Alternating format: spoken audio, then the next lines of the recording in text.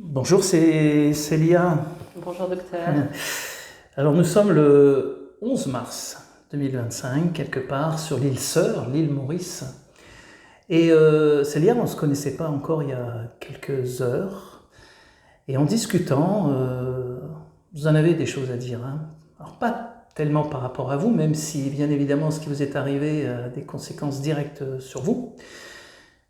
Parlez-nous d'Alexis. Voilà, je vais vous raconter l'expérience que j'ai vécue avec mon fils Alexis, qui à l'époque était étudiant à Paris.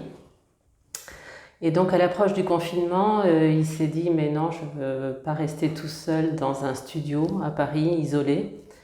Ça lui a fait peur, donc il s'est dit je vais venir à l'île Maurice pour passer le confinement avec mes parents.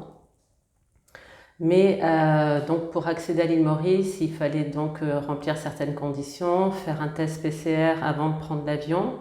Et ensuite, il a accepté de faire une quarantaine pendant 2 semaines dans un hôtel dans lequel il ne pouvait pas sortir de sa chambre et était soumis à différents tests régulièrement. Donc Alexandre a fait son test avant de partir, peut-être J-3. À l'arrivée à l'aéroport, il a eu son test négatif. Au bout de 7 jours, il a eu son test négatif. Et le jour où il devait sortir, donc il attendait avec hâte de retrouver sa famille, il a été testé positif. Donc, Alexis a été testé positif. Alexis a testé positif, oui, oui, tout à fait. Et là, s'en est suivi une sorte de cauchemar parce il a été emmené, alors que Alexis n'avait aucun symptôme hein, de Covid, ni fièvre, ni toux, ni aucun. Enfin, il n'était absolument pas malade, mais le test a révélé qu'il était positif. Donc, s'en est suivi une hospitalisation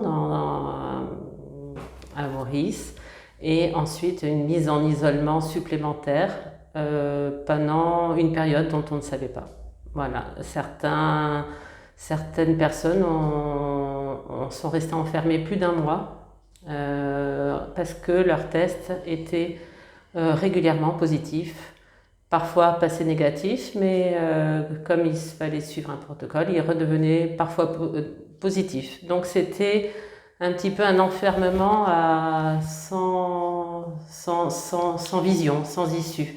Et Alexis a eu ce cas. Au bout de 5 jours, il était négatif, mais il a fallu revalider qu'il était bien négatif et le test est repassé positif. Donc du coup, Alexis, il est resté combien de temps? Il est resté, alors en fait, il est resté que 2 jours ou 1 jour à l'hôpital et ensuite il a été mis dans un centre d'isolement où d'autres personnes comme lui étaient enfermées en étant positifs mais asymptomatiques. Et ce centre d'isolement, c'était quoi? C'était dans une école? C'était une maison de retraite. Une maison de retraite? Une maison de retraite. Sans personnes âgées à l'intérieur? Non, non, c'était complètement dédié aux personnes positives. D'accord. Donc Alexis a dû passer un examen puisqu'il était quand même étudiant à distance, donc dans des conditions c'est un petit peu éprouvantes puisque il avait déjà passé 14 jours, il avait qu'une idée, c'était sortir et il se retrouvait enfermé surtout pour une durée indéterminée. C'est ça, on leur a dit, on n'en sait rien tant que... Il y a un protocole, mais de toute manière, au début ce protocole a un petit peu évolué parce qu'il n'avait pas le droit à refaire un test de confirmation. Il fallait attendre 7 jours pour refaire le suivant. Ça a été... Outre la violence de ce qui s'est passé, de ces protocoles, oui. Comment il va Alexis, comment il vit, comment il a vécu ça? Donc il a vécu ça, dit, mais comment il le vit maintenant quand on y repense? Alors sur le moment, il est tombé en dépression dans sa deuxième période d'enfermement. Il s'est abruti.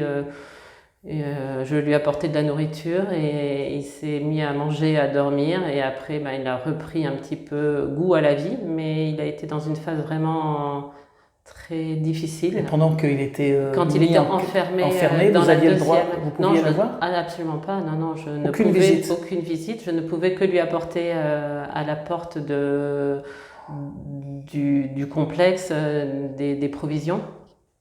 De la nourriture parce que pour améliorer son quotidien, c'était sa seule on va dire, distraction a été de manger pendant cette période d'enfermement. Oui, Célia, quand on vous écoute, on se dit, mais attends, on est dans un film de science-fiction. Ah, mais c'était un film de On est science-fiction. dans un film. Non seulement c'est pas de la science-fiction, par contre c'est un film d'horreur. Un film d'horreur enfin, moi, personnellement, j'ai un souvenir où je ne dormais pas de la nuit, je n'avais qu'une idée, c'était faire sortir mon fils de ce cauchemar, en fait. C'était un cauchemar. Et Alexis a eu beaucoup de colère, en fait, beaucoup de colère, parce qu'il ne comprenait pas, et cette application de protocole qui changeait, qui était pas forcément très bien définie au départ, qui a évolué évidemment, et même le jour de sa sortie où le conseil scientifique, disons, a accepté de le faire sortir. Au dernier moment, il y a une personne qui a dit « Ah non, mais peut-être pas, peut-être demain ». Et là, on s'est dit « C'est pas possible que ça recommence ». Et finalement, il est sorti. Vous parlez du conseil scientifique mauricien ? Mauricien, oui. D'accord, donc il y avait l'équivalence de ce qu'il y a dans d'autres États. Oui, il y avait un comité de médecins qui se réunissaient. Pour lesquels on a l'impression qu'ils avaient tous le même protocole. Ils avaient tous le même protocole, mais au final, ils examinaient chaque cas. Et en effet, cette succession de tests positifs, négatifs, a dû permettre qu'au dernier test négatif, ils acceptent sa sortie. Il a quel âge maintenant, Alexis ? Alexis a 25 ans. 25 ans, il fait quoi ? Il travaille dans l'horlogerie. Horlogerie. Donc quelqu'un qui est rigoureux, oui. méthodique. Oui, méthodique. Oui. Passionné, libre. Et libre. surtout là. Et surtout, il maîtrise l'horloge du temps, peut-être, qu'il ne maîtrisait pas du tout quand il était enfermé. Ouais. Merci Célia, parce que ce sont des témoignages finalement. C'est vrai que beaucoup nous disent la crise est derrière nous, à quoi ça sert ? Non, la crise elle est derrière nous, mais elle peut être aussi devant. Mais surtout, c'est important de témoigner parce qu'on a l'impression, oui, ils ont été enfermés comme ça, quelques semaines, quelques mois, plus pour certaines personnes âgées dans les EHPAD.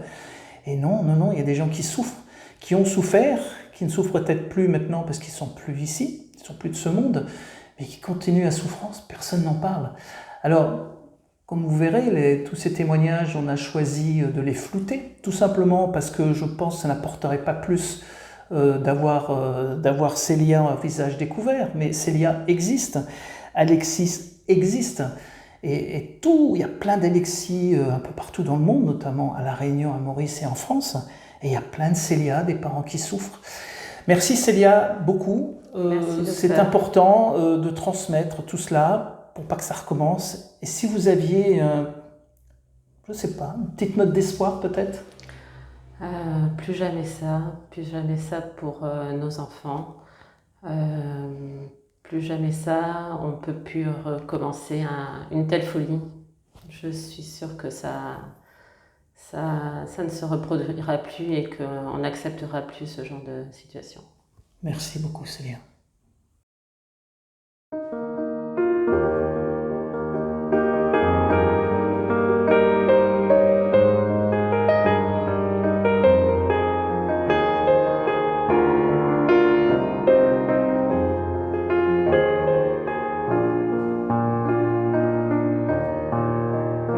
Véran l'a dit, faut pas poser trop questions. Ça l'est pour nous, c'est la seule solution. Là pas besoin connaître la vérité.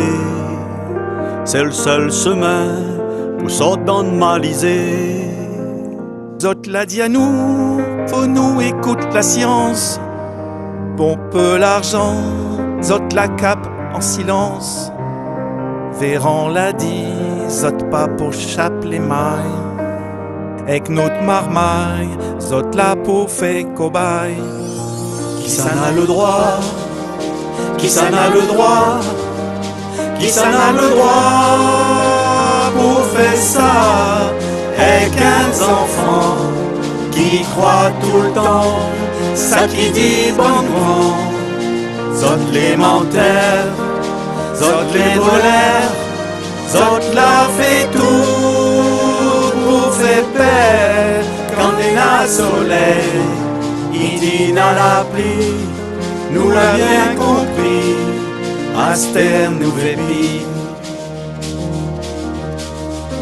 Zot l'a dit à nous, route pas pour faire le malin.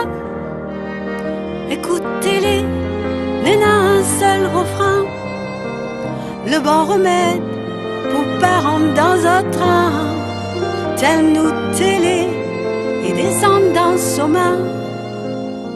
Oui, ça l'est sûr, Zot l'a menti à nous, notre bande dada, Zot la route vole à nous. dit à Zot bien, Un jour y appelle demain. et la justice n'est pas fait pour le chien.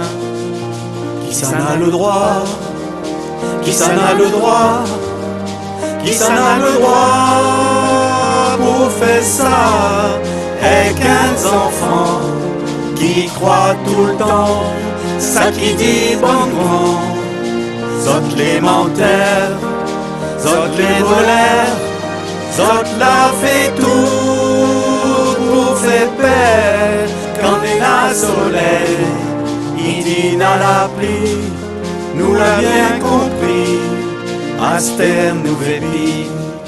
Qui s'en a le droit, qui s'en a le droit, qui s'en a le droit pour faire ça, et 15 enfants qui croient tout le temps, ça qui dit bon grand, Zot les menteurs, Zot les voleurs, Zot la fait tout pour faire peur, quand il a soleil, il dit dans la pluie, nous l'a bien compris, Aster nous vépi.